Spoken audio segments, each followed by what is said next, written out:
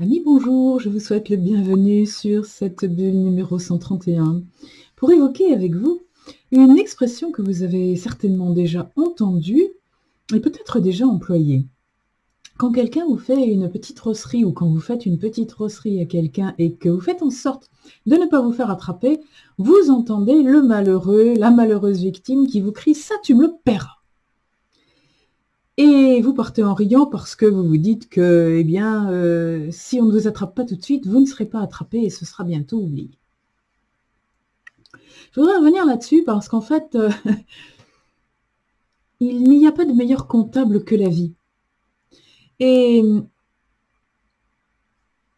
il y a une chose que l'on ignore la plupart du temps, en tout cas jusqu'à ce qu'on le découvre, c'est un sophisme ce que je suis en train de faire, c'est que tout se paye. Alors, je ne suis pas en train de vous parler là de ce que vous payez quand vous l'achetez. Je suis en train de vous parler de ce que vous faites subir aux autres. Subir ou vivre agréablement. Ah, voilà quelque chose qui devient un tout petit peu plus curieux, n'est-ce pas? Nous avons tout au long de notre vie des interrelations. C'est-à-dire que nous agissons avec les gens, nous agissons sur les gens et nos actions ont des conséquences sur leur vie. Et tout ça, dans un mode de vie linéaire, du temps linéaire, eh bien, c'est quelque chose que nous oublions assez rapidement. Parce que, même si quelquefois le passé s'incruste en nous, surtout lorsque nous sommes les victimes, lorsque nous sommes les bourreaux, nous avons tendance à oublier. Or, la vie n'oublie pas. La vie n'oublie rien. Tout est comptabilisé. Tout est noté quelque part dans les chroniques universelles. Et comme il y a une chose, une règle absolue dans le monde de l'univers qui est l'équilibre, eh bien, il faut que l'équilibre soit rétabli. Concrètement, qu'est-ce que ça veut dire? Concrètement, ça veut dire que, vous savez ce que c'est qu'un bilan comptable, hein, sûrement. Un bilan comptable, ça doit être exact au centime près. Il y a des malheureux comptables ou opérateurs de saisie qui passent des heures à chercher un centime à droite ou à gauche parce qu'il est perdu et qu'il le faut absolument ce centime. Parce que sinon le bilan n'est pas équilibré. Parce qu'un bilan comptable, c'est 0 à gauche, 0 à droite. Et dans la vie, c'est pareil. La vie, je vous le disais tout à l'heure, est le comptable le plus rigoureux qui soit. Quoi qu'il arrive à quelqu'un, par votre responsabilité, cela doit être équilibré. Si vous faites quelque chose de moche à quelqu'un, il faudra l'équilibrer d'une manière ou d'une autre. Il y a deux façons de l'équilibrer, soit en lui mettant une bonne dose de bien et de gentillesse, le même poids que ce que vous lui avez fait de mal, soit, malheureusement, si vous ne faites pas ça, en subissant quelque chose de désagréable pour la même quantité que ce que vous lui avez fait.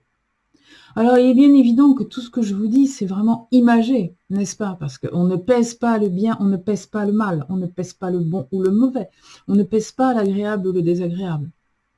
Mais comprenez que tout ce que vous avez fait en faveur de quelqu'un vous reviendra sous forme de crédit, de quelque chose de bon. Vous avez envoyé une énergie agréable, une énergie de bonté, une énergie d'amour, quelque chose de positif, et ça vous reviendra sous la même forme. Peut-être pas la même chose, mais si vous avez envoyé du bon, il vous reviendra du bon. Si vous envoyez du mauvais, il vous reviendra du mauvais. Alors vous le savez, je vous l'ai dit 10 000 fois, c'est la loi d'attraction.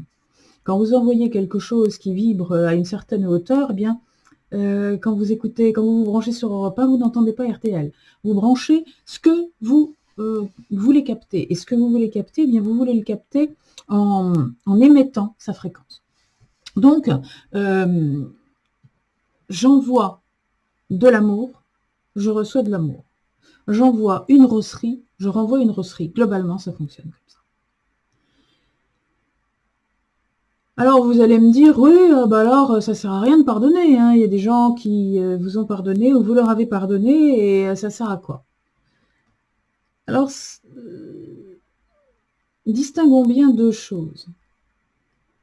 Ce dont je viens de vous parler, en termes de balance comptable, ça n'a rien à voir avec la personne. Ça a à voir avec la justice universelle.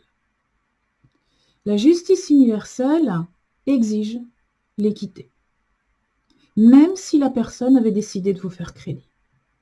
C'est ça l'histoire. Et alors pour comprendre ça, évidemment, vraiment plus au fond, il faut étudier les choses de manière un peu plus approfondie, dans des dimensions qui ne tiennent pas dans le format ici de cette bulle de sagesse. Mais tout a une explication, rassurez-vous, ce n'est pas une invention. Et il vient un moment ou à un autre de votre existence où, de toute façon, on va vous présenter la facture et vous devrez rembourser, d'une manière ou d'une autre. Alors, le « tu me le paieras » du copain de la cour de récréation, eh ben, c'est vraiment l'expression de ce que vous devez comprendre de la justice universelle. Quand, quelque part dans les Écritures, il est écrit « Ne fais pas aux autres ce que tu ne veux pas qu'on te fasse », c'est une mise en garde contre ça. Si vous ne voulez pas subir quelque chose, ne le faites pas subir aux autres. Parce que, quoi qu'il arrive, quoi que vous fassiez, quoi que vous tentiez de faire, vous devrez équilibrer la balance. Alors essayez d'envoyer plutôt des choses agréables si vous voulez recevoir des choses plutôt agréables. Mais ne vous leurrez pas. Les choses désagréables que vous envoyez, encore plus si vous les envoyez en conscience, la facture vous sera présentée d'une manière ou d'une autre, je le dis bien. Maintenant ou plus tard, ou beaucoup, beaucoup plus tard. Mais si le remboursement n'a pas été effectué, vous serez un jour mis en situation de rembourser. Donc, tout compte fait, il vaut mieux éviter de contracter des dettes, qu'elles soient financières ou qu'elles soient karmiques. Je vous souhaite une bonne fin de journée. À très bientôt. À la prochaine fois.